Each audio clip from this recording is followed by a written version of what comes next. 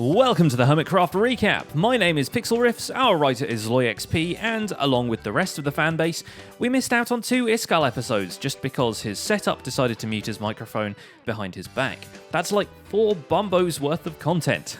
Add that to the fact that Cubfan had a similar problem in his video, deciding to voice over it later, and Zombie Cleo missed the intro clip in this week's episode. This is starting to look like some kind of machine uprising.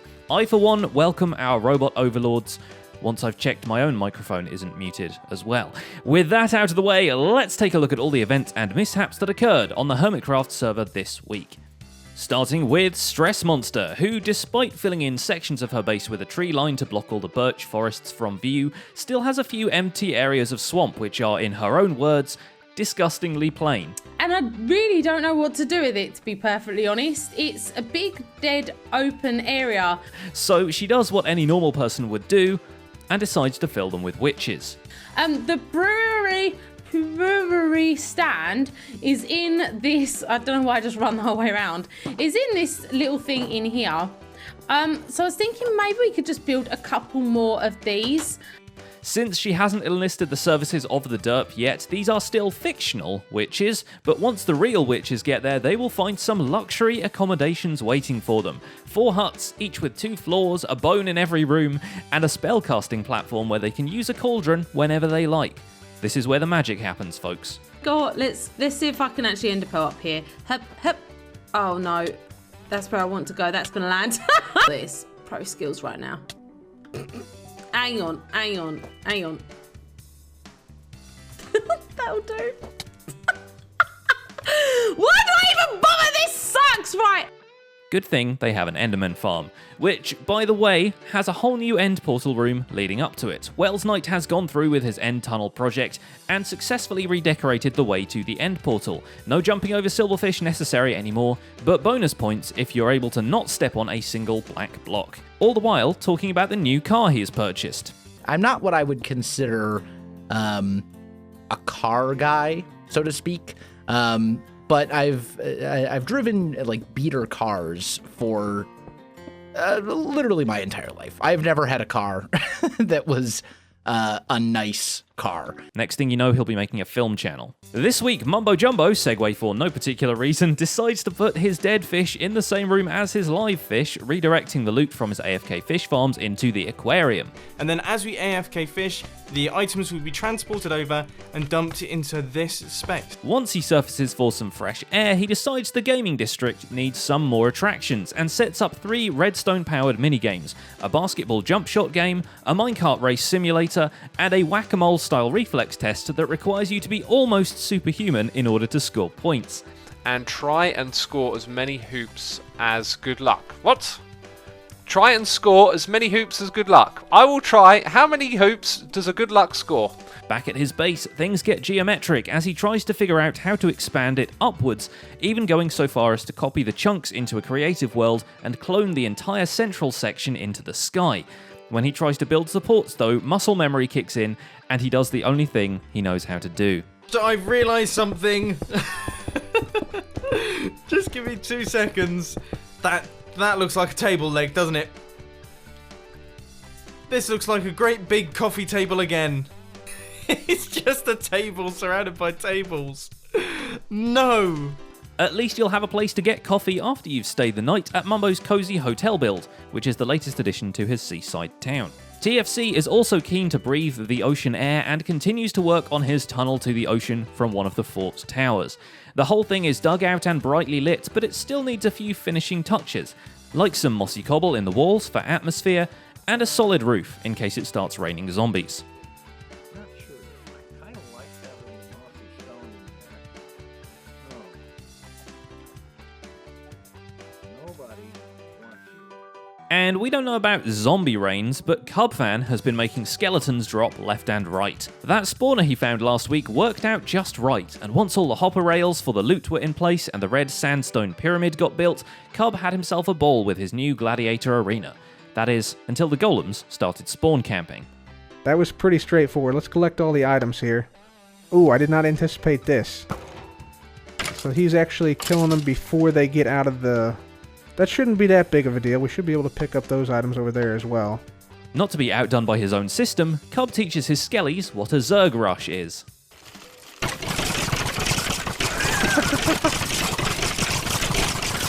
And chaos. Chaos ensues. The golem is still up in there, if you can see him. He's actually doing pretty well because the skeletons fight amongst themselves. Interestingly enough, False Symmetry has been working on a Colosseum of her own in a desert not far away from Cleo's base. And yes, it is another circle, but a pretty massive one, even for the endgame gear-wielding build maniac like herself. I mean, it does look still pretty cool. I think it's going to look really good. I think when this back wall's done, like walking towards it from here, it's going to be pretty epic being inside it. I might even make it taller than it's meant to be and spread the heads out even more, but... Zombie Cleo, meanwhile, takes a departure from her desert into a nearby savanna biome to start working on a new area, the infamous Camp Crystal Lake. For those of you who don't know what Crystal Lake is, it's the setting for a horror movie, and this next bit is going to be quite fun. I need to sort out that wall. Being a horror fan, the first thing she does is a fake mirror with a jump scare in it, packed ice courtesy of XP Crafted. She got it all wrong though, because the guy in a mask shouldn't show up until the second movie. Coincidentally, False Symmetry has also built a jump scare contraption over at the cemetery near her base's church. It's a Mumbo design that throws an armor stand at you, but please be kind and push it back into the system after soiling your trousers. Well, won't press the button, I can almost guarantee. You'd end up just walking in, wouldn't you? It's only slightly more devious than her Easter egg hunt, which Joe Hills attempts to do the correct way this time, only to find out that Mumbo has removed the cake where the prizes were handed out. Since he's a good sport, he goes back through the clues anyway, and catches up on the ones he's missed, which is yet another excuse to do an impression of False Symmetry. There's a hermit with a split personality, one a cave dweller, one fights for humanity. Does that make it crystal clear? You will find your clue right here. But then it's time to continue work on Ravenloft, much of which still needs renovation. While the castle is big, it turns out it may just be big boned. Especially the Hall of Bones. Once Joe manages to escape the basement, he turns his attention to the more pleasant areas of the castle, like the King's Dining Hall and the wine cellar. When XP Crafted isn't supplying packed ice to the masses, he's getting himself reacquainted with the server, which first of all means designing himself a nether tunnel to link up to the main hub now that that's a thing, and then meeting with the hub's architect, one Iskal85, to get a guided tour of the green side of the plastic fantastic island. For the price of admission, you also get a brief history of bombos. There will be a quiz at the end. Where to continue? Okay, so that thing up there is Mambo pranked me last week. But it's kind of odd that he would put a self-portrait though. Like he's Rendog treats himself to a tour as well, but looking for some joy in his life, goes to the base of the guy who had him assassinated. And I absolutely love what is going on around here. We got frickin' water fountains going off over there. I know they're arrows, guys. You got to use your imagination, okay? It's water. This is foam flying out of these oceans. Returning to his own place, Ren plugs the Zeta storage unit into the nether drive, providing enough space for his cactus and netherwort farms. With his hands full of work and tourism, Ren doesn't even remove the last bit of the convex prank, and so the Ren cat lives to see another week. And yes, I know the Ren cat is still up there, guys. I haven't quite got around to cleaning it up yet, okay? Truth be told is I kind of like it. As does Bombo Enderoni in the middle of Azuma's base, X being too tied up within his headspace to deal with him. He does, however, squeeze a session of Mumbo's new minigames into his busy schedule. With the mobhead mini biomes basically finished, just a couple of sheep heads remaining, Azuma turns his sights to the outside bits of the island, still not terraformed as much as he'd like them to be. So the Evil X frozen statue gets an even bigger snow pile around him, along with convenient pathways through them. I'm thinking about ways to decorate this, and I reckon it's most likely we're going to just put spruce trees around the place and put a little bit of snow on them, maybe a few other features here. And now for something completely different. Here's my face. I tried to recreate that in perspective form.